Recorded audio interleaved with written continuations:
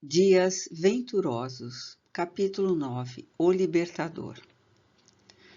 Jerusalém, a tradicional cidade dos profetas, era também o núcleo acadêmico das dissensões e da presunção. Capital orgulhosa de Israel, ali se disputavam os ouropéis e vaidades humanas, ao ônus de intrigas, de bajulação, do vil comércio da corrupção moral.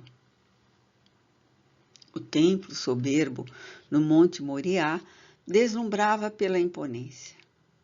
Desde que reerguido e embelezado por Salomão, tornara-se o símbolo da raça vencida, mas não submissa, e do poder do pensamento monoteísta no imenso oceano politeísta. As festas religiosas celebradas tinham também um caráter civil, nacionalista e vice-versa, graças às quais os judeus demonstravam aos romanos o seu desdém por César, pelos seus deuses e por eles todos. Com habilidade, às vezes mal disfarçada, exteriorizavam o desprezo que nutriam pelo estrangeiro dominador e pelas suas tradições. Portadores de fina ironia, fariseus e saduceus anatematizavam o jugo político e seus chefetes, beneficiando-se das migalhas que disputavam com exacerbada cupidez e sob veladas ameaças punitivas, quando não deles mesmos, de Deus, para quem transferiam os seus anelos de vingança rancorosa. A festa de Pentecostes atraíra as gentes de todas as tetrarquias e de outras terras. A evocação do passado eram predominantemente afirmações da eleição especial de que gozavam por parte da divindade. Estavam no ar os salmos, as hosanas, as fanfarras, os sons melódicos dos instrumentos de prata e a mixórdia de cores, de vozes, de animais e pessoas pelos átrios nos seus arredores dentro do templo. Exibiam-se os poderosos, mendigavam os desprovidos de recursos, discutiam os aventureiros, negociavam os ambiciosos, tramavam os perversos. A Torre Antônia, esguia e poderosa, velava próxima com os olhos romanos direcionados provocativamente para as suas áreas. Os ódios espumavam entre dentes rilhados e as suspeitas alimentavam-se de ignóbeis ardis. Respiravam-se na cidade glória e miséria, poder e carência, beleza e vilania moral.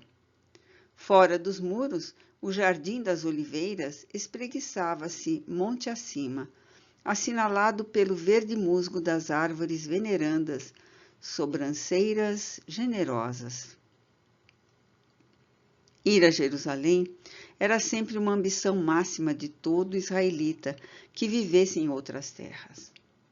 Sacrificar aves e animais em sinal de arrependimento dos erros, de reparação de crimes ou de gratidão a Deus, representava a honra disputada com veemência. Jerusalém era-lhe o pináculo da glória e o templo a felicidade total. Naquela cidade, deveria o mestre desvelar-se. Os intelectos, vazios de luz e atulhados de textos confusos, sutilmente utilizados a benefício próprio, compraziam-se nas intérminas discussões de insignificâncias da lei e da Torá, das vacuidades a que davam magnitude.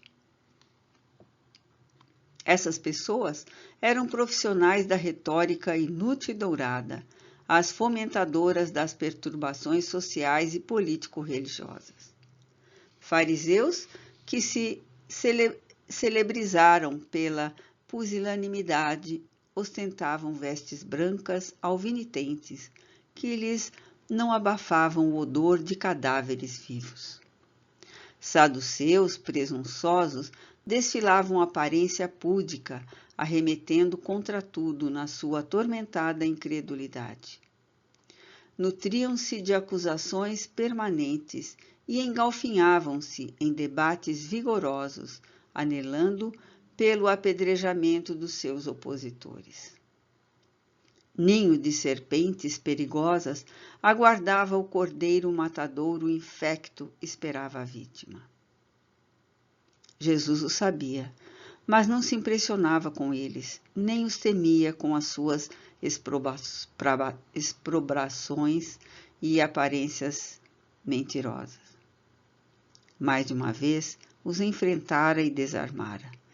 Silenciara-os, levando-os à incontida fúria. Por isso mesmo deveriam matá-lo. Urdiam planos, seguiam-no, vigiavam-no, interrompiam-no, esperando surpreendê-lo. Multiplicavam-se aparecendo em todo lugar, erva má que eram, e não necessitava ser plantada, medrando em abundância. O mestre ergueu-se diante deles e do povo, dizendo, intemerato: Não pode o filho fazer nada por si mesmo, se não vir o pai fazê-lo, pois tudo quanto o pai faz, também o filho o faz igualmente. Porque o pai ama o filho e mostra-lhe tudo quanto faz.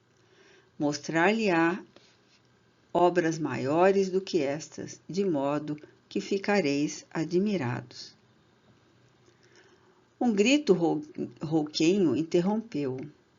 Quem pensas que és? Estrugiu em ruidosa e histérica gargalhada.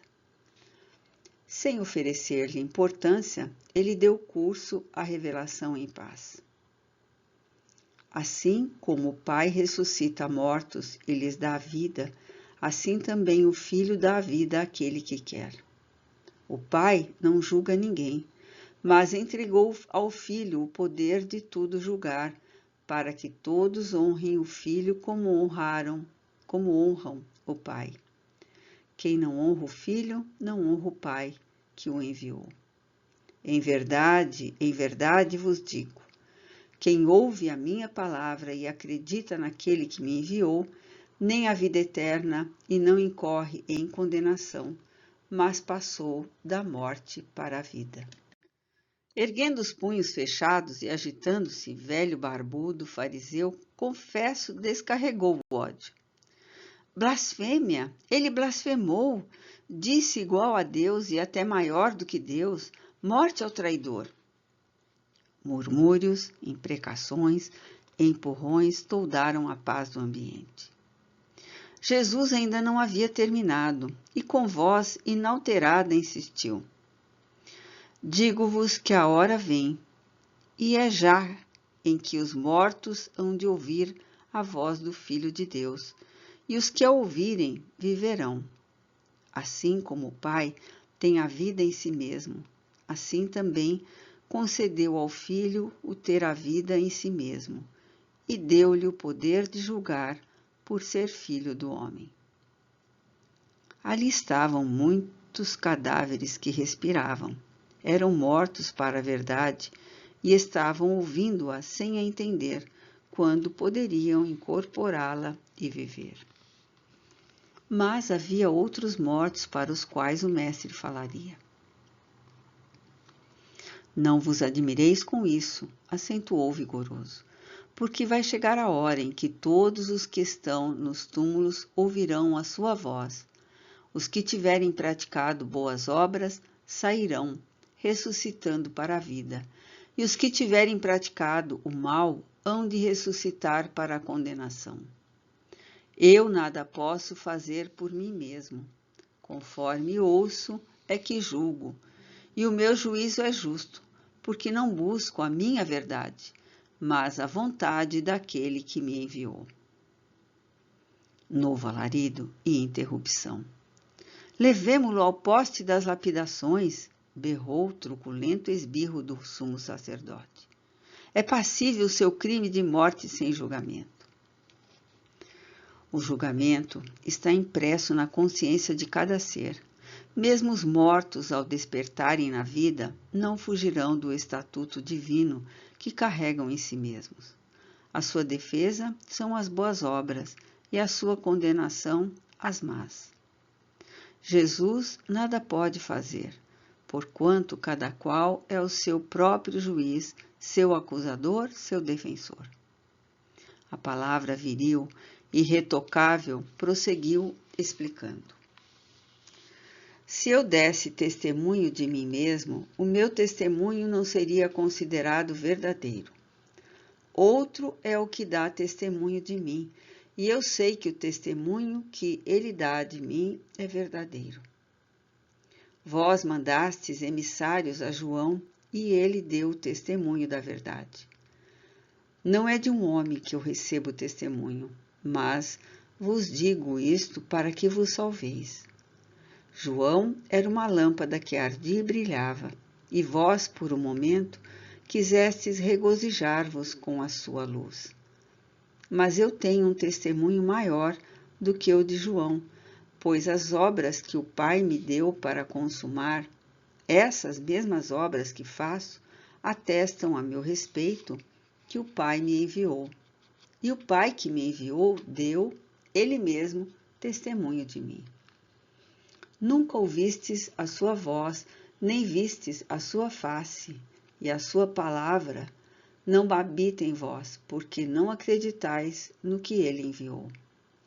Esquadrinhais as Escrituras, julgando ter nelas a vida eterna. São elas que dão testemunho de mim, e não quereis vir a mim para terdes a vida.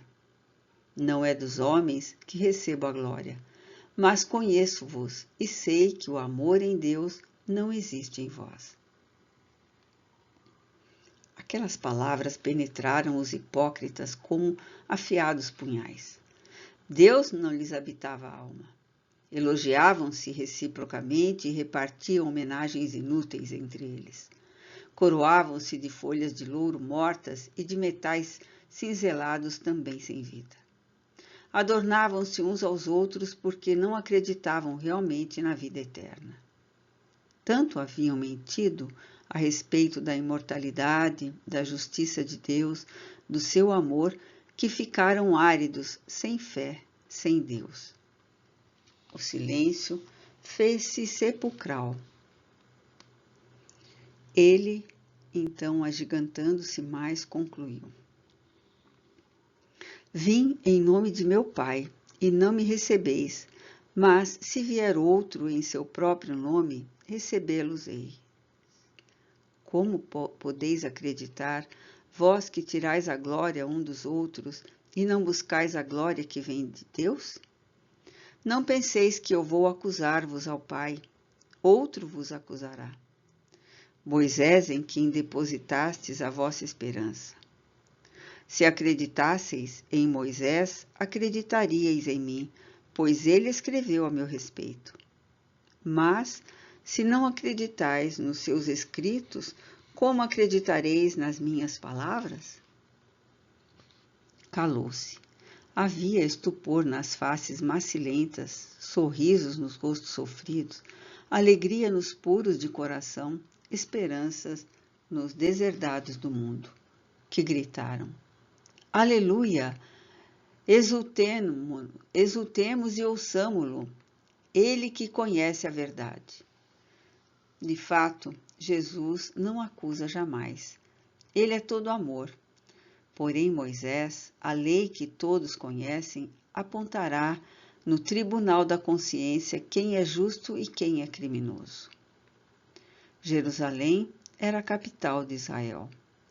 Jesus é a luz do mundo, libertador.